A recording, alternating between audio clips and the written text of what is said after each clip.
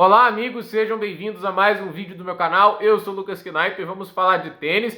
Tivemos uma ótima partida para começar as quartas de final do Masters 1000 de Toronto e Alexander Zverev está nas semifinais. Suou, mas jogou um tênis maravilhoso a partir de certo momento do segundo set.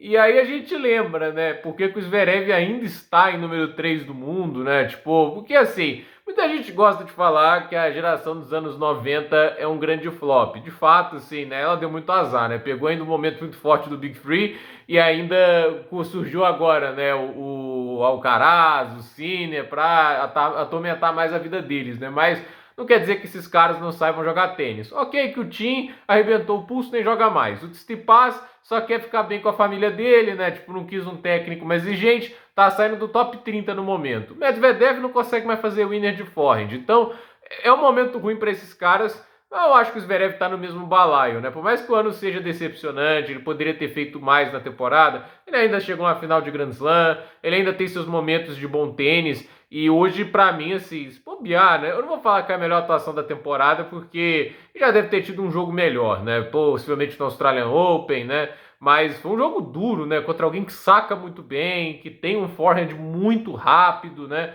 E que forçou bastante o jogo, que tentou ser protagonista. E é uma partida daquelas, assim, que não dava para baixar a guarda em nenhum momento, né? O Zverev, ele abaixa um pouquinho ali no segundo set e tem a quebra que ele conquistou no início devolvida, mas a partir do 4-4 segundo set, o nível que o Zverev jogou é nota 10. Essa é a palavra que eu digo, porque até o forehand, que olha, no game que ele é quebrado no segundo set, foi uma atrocidade, né? Ele parou de errar forehand, inclusive brilhante usando o forehand, ele indo para o ataque primeiro, né? O Popper tentando o tempo todo pressionar o forehand, mas não conseguiu. E aí aquele negócio, né? O Zverev foi cada vez ficando mais sólido e conseguindo aliar isso a uma agressividade também, né? Tipo, é assim, coloca a bola em quadra, mas coloca machucando, mudando a direção, obrigando o cara a bater em movimento. E assim, um jogo que ele dá uma virada de ritmo ali fantástica.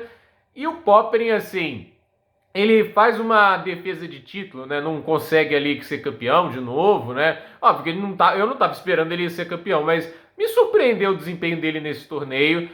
Vitórias contra o Medvedev e o Rune nunca se jogam fora. E mais do que isso, jogou bem contra o Zverev, né? Esse era um jogador que o Popyrin nunca tinha ganhado um set. Ok que ia ser, né? Tipo, o único jogo que a gente podia usar de paralelo mais próximo, quando ele começou a virar um tenista mais bem ranqueado, foi no ano passado nas Olimpíadas, no Saibro, etc, né? Mas hoje, assim, e até certo quando o jogo, até o 4-4 do segundo set, era um jogo que o Zverev não dominava, né? Tipo, não estava conseguindo, assim, no fundo de quadra, controlar o jogo, né? Ele começa, depois que ele acha o forehand no jogo, que ele começa a dominar mais, né? Mas ele estava sofrendo, os golpes do Popper machucando bastante, o forehand. E eu volto a dizer que o backhand do Popper, assim, ainda não é aquele negócio que é um repertório tão positivo ainda, mas tá bem melhor no aspecto de ser uma fragilidade menos exposta. Tanto é que, assim, o Zverev, ele não começou a ganhar o jogo porque ele começou a explorar o backhand do Popper. Ele começou a ganhar o jogo quando ele começou a distribuir mais o jogo, diminuir um pouco a previsibilidade, atacar mais até mesmo no forehand do australiano, que é o melhor golpe dele. Porque assim, se você só fica jogando no backhand, às vezes ele vai conseguir um bom slice, às vezes ele usou bons slices na paralela que obrigavam o Zverev a jogar o forehand, e aí aquele negócio tinha que colocar muito giro e o Zverev não controla tão bem, e aí o jogo começava a dar aquela complicada. Mas fato é que, assim, para mim a única crítica que eu tenho ao Zverev foram as devoluções de segundo saque no primeiro set, porque obviamente o australiano sacou muito bem, mas ele, a meu ver, devia ter pelo menos colocado a bola em quadra. Obrigado a um cara que costuma cometer muitos erros, né? Tipo, mais que ele consiga muitos winners, ele também erra até pela maneira agressiva de jogar, né? Mas muita devolução para fora, e aí o jogo começou a ficar ali naquele negócio, né? Tipo assim, ele teve 7 points, não conseguia colocar devolução em quadra, e aí quando ele perde o set de maneira cruel, né? Tipo assim, o ponto em si é uma coisa que pode acontecer, né? Tipo, ele não conseguiu dominar o ponto, aí o Popper foi ao ataque, e aí ele tentou aquela bola de passada, ele fez aquele bate-pronto, e a bola cruelmente toca na fita e passa, né? Mas faz parte, né? Era um ponto que ele acabou tendo que ir para defensiva porque o australiano tomou o comando e era um risco, né? E assim, eu acho que o Popper, o maior pecado foi ter sido quebrado logo de cara no segundo set. Ele não poderia fazer aquilo. a melhor maneira de ter ganhado aquele jogo é transformar o jogo em algo mais mais pressão mental para o Zverev, né? Tipo, eu acho que o Alexander Zverev ainda acho que o grande problema do jogo dele é a cabeça, não é tênis, né? Você olha o terceiro set do Zverev, você fala, esse cara joga muito tênis. Ele tem todo o repertório ali, ele sabe até volear. Tipo, quando a gente fala que o vôlei do Zverev é ruim, eu não concordo, entende? Pode não ser primeira prateleira, né? Mas ainda assim, ele se vira bem na rede, tem boa envergadura, se movimenta bem, backhand, o backhand é extraordinário, não canso de elogiar, é muito bom. E assim, o forehand dele pode ser útil, a gente vê isso hoje, né? Ele mudando a direção dos golpes, muita inteligência, e assim, jogou com cabeça, né? E não é toda hora que a gente vê o Zverev fazendo isso, né?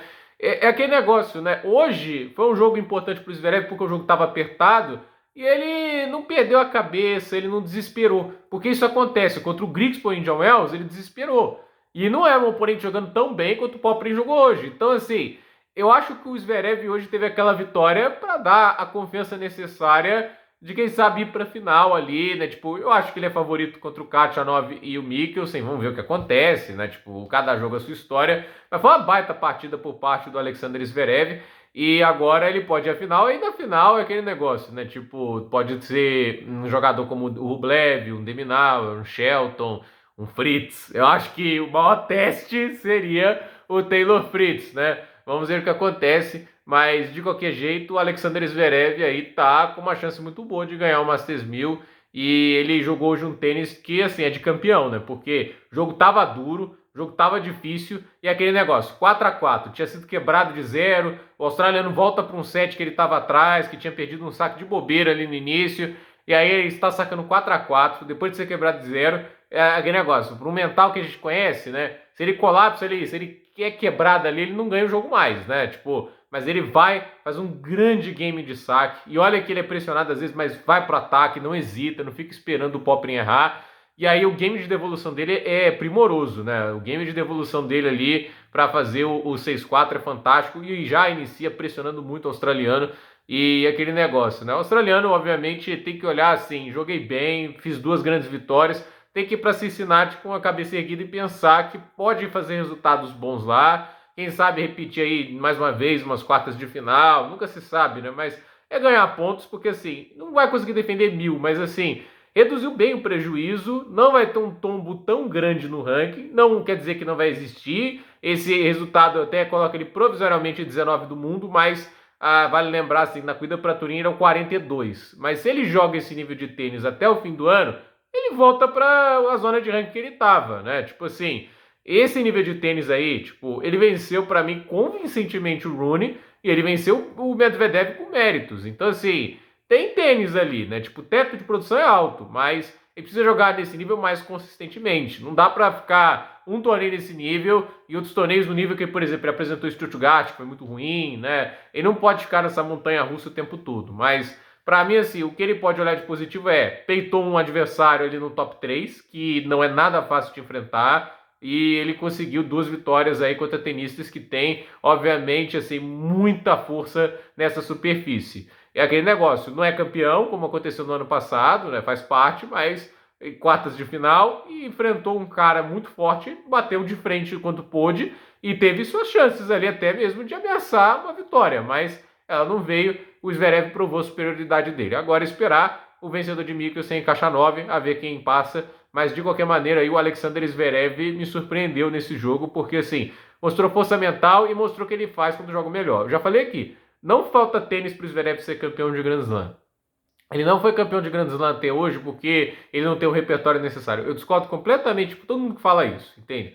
Para mim, falta mental. Tanto é que essas derrotas aí, aquela derrota pro Djokovic e Roland Garros, né? Ele já teve milhares, né? De milhares é uma hipérbole, mas assim, muitas atuações melhores no saibro que aquela. Mas a cabeça dele, né? Tipo, ele acabou encolhendo o braço num jogo difícil e aí acabou que o jogo virou a favor do sérvio. E aí, aquele negócio, né? Tipo, dar uma oportunidade para um cara daquele tamanho, aconteceu o que aconteceu, né? Mas, assim, o Zverev tem que mostrar mais personalidade como hoje. Ok, que enfrentou um adversário que não tem um tamanho de um top 10, tudo isso, mas de qualquer maneira era um jogo complicado, era um jogo perigoso e ele deu conta do recado. Agora é ver o restante do torneio. Gente, por esse vídeo é isso, dúvida nos comentários, deixe seu like, se inscreva no canal, compartilhe este vídeo e até o próximo vídeo.